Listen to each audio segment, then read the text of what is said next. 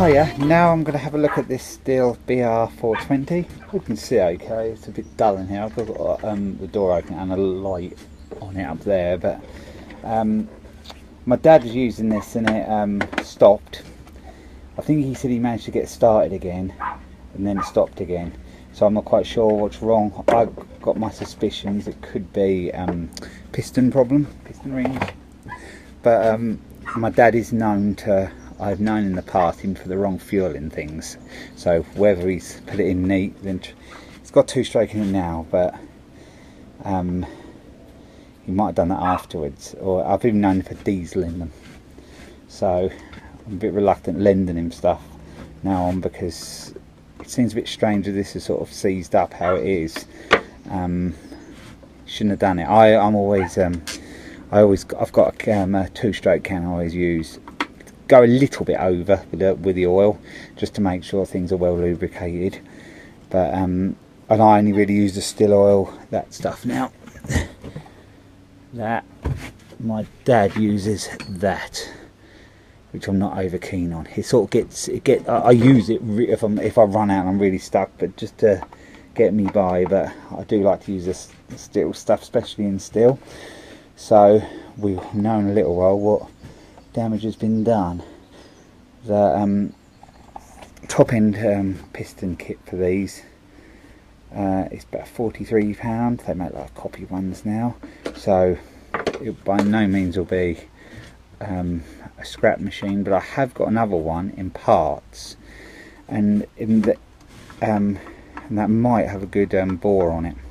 So if it does, I'm going to probably can get that in a little while, and then see if I can fix it, because it really irritates me having a machine and not fixing it, because there'll be a stage when I need it and it won't be fixed, and then it'll just irritate me. So I like having my BackPack blowers ready, and all my tools ready for when I need them. So you don't really need to watch me get much more of this off, and I'll click it back on. I've got the exhaust off and the carburetor off, and I don't know how well you can see in there. The light isn't great, I can hardly see myself, but the piston is really scratched. I'll take the head off a minute and you'll see. So something's been going on in there. I don't know whether we put neat fuel in it or something, because he's always asked me, oh, what fuel does it take? What fuel does it take? Wouldn't surprise me if you put just plain petrol non-mixed in it. So that's caused me a little bit of hassle. I'll hopefully can save the head gasket when it comes off, and I'll nip up to my storage place and see if I can get the other one to fix this quick. So but I'll show you it when I've got the head. So my suspicions were right. Look at the state of that piston. I think my dad might have to, I think he might have just been